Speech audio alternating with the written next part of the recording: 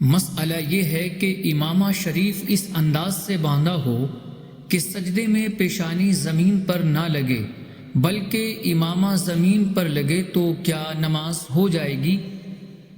بسم اللہ الرحمن الرحیم۔ الجواب بعون الملک الوہاب، اللہم ہدایت الحق والصواب۔ امامے پر سجدہ کرنے کی 3 صورتیں ہیں۔ پہلی صورت، کسی عذر مثلا سردی کی وجہ سے ایسا کیا اور پیشانی زمین پر جمی ہوئی ہے، زمین کی سختی محسوس ہو رہی ہے تو بلا کراہت جائز ہے۔ دوسری صورت، پیشانی زمین پر جم گئی اور زمین کی سختی بھی محسوس ہوئی مگر بلا عذر ایسا کیا تو مکروہ تنزیہی ہے کہ یہ کمال تعظیم کے خلاف ہے، البتہ نماز ادا ہو جائے گی۔ تیسری صورت، پیشانی زمین پر نہ جمی بلکہ دبانے سے مزید دبے گی، یا پیشانی پر سجدہ نہ کیا بلکہ سر کا کوئی حصہ زمین پر لگایا تو اس صورت میں نماز نہیں ہوگی۔ دلائل ملاحظہ کیجیے۔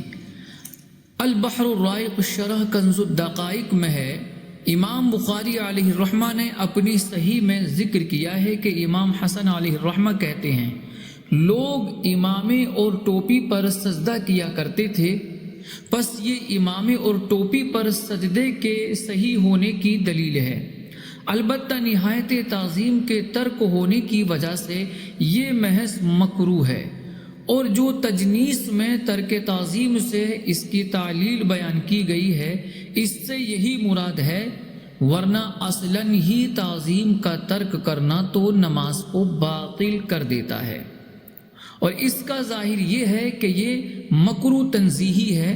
نبی پاک صلی اللہ علیہ وآلہ وسلم اور صحابہ کرام علیہم الرضوان کے بیان جواز کے لیے امامے پر سجدہ کرنے کے منقول ہونے کی وجہ سے، لہٰذا یہ مکروہ تحریمی نہیں ہے۔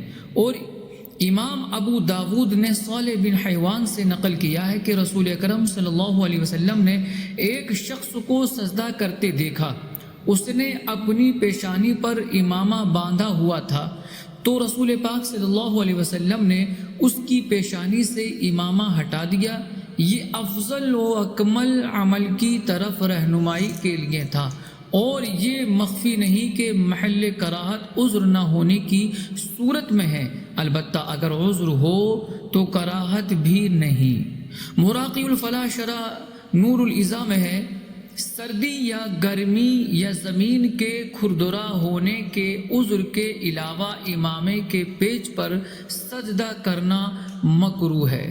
صدر الشریعہ بدر الطریقہ مفتی محمد امجد علی اعظمی علیہ الرحمہ فرماتے ہیں، امامے کے پیچ پر سجدہ کیا، اگر ماتھا خوب جم گیا سجدہ ہو گیا، اور ماتھا نہ جما بلکہ فقط چھو گیا کہ دبانے سے دبے گا، یا سر کا کوئی حصہ لگا تو نہ ہوا۔ واللہ اعلم تبارک و تعالی ورسولہ اعلم صلی اللہ علیہ وآلہ وسلم۔